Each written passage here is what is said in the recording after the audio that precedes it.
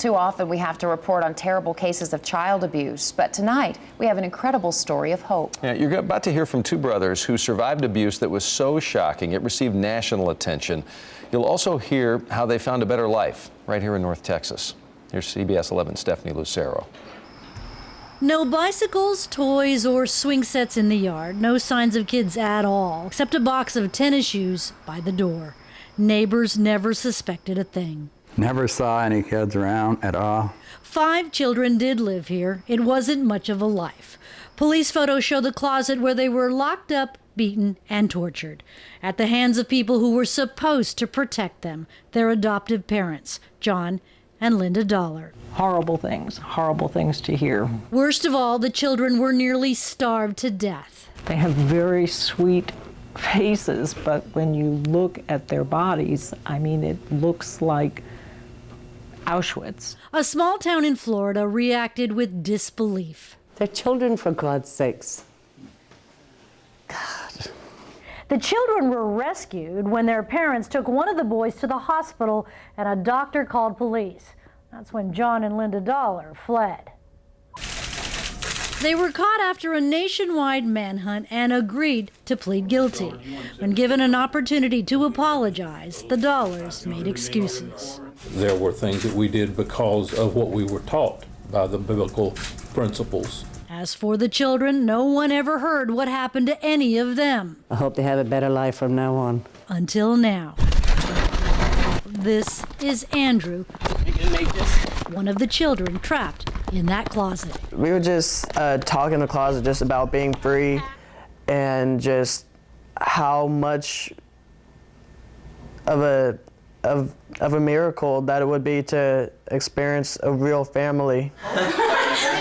That miracle happened because of David and Tracy Shevlin. But you guys played a good game. 5 years ago, the North Texas couple went to an adoption event looking for a young child. Yeah, they are. The smaller kids, the babies, that's where all the parents were. But instead, the Shevlins were drawn to 14-year-old Andrew and his twin brother, Alex, who didn't think they had a chance of getting adopted.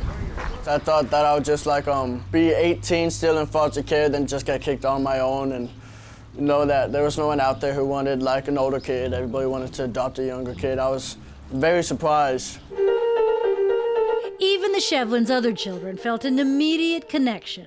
Andrew is my best friend. Me and him clicked from the very beginning. They're very nice and we just love each other. And just to know that they were already wanting me before they had no idea of who I was is pretty awesome. 3 months after the Shevlins met Alex and Andrew, they learned about the horror the twins had endured. Police photos show a rubber mallet and the canes used to beat them, a cattle prod to shock them. Growing up, I always thought it was my fault because we used to take food because we were hungry. So if we tried to sneak out and get food, that's when, it really turned major. When police removed the twins from the house, they were 14, and Alex and Andrew each weighed less than 40 pounds. I tried so hard to push it out of my mind to feel normal that a lot of it I really just don't even remember. The boys had to learn it was okay to go into the kitchen and eat when they were hungry. They learned new sensible rules about being part of a family. Well, actually, having my own room, having my own bed and stuff, it was very weird. Trust on both parts needed to happen. There's been a lot of counseling, and Alex thrived in a Christian outreach program.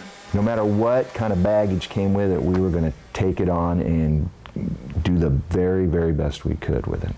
Since their paths came together 5 years ago, the Shevlins have learned to share a message about older adoptions. We can sit back now and say that it has just been a huge blessing for our entire family. Absolutely. One family serving as an example of how adoptive parents can offer a bright future, even to children with a very dark past.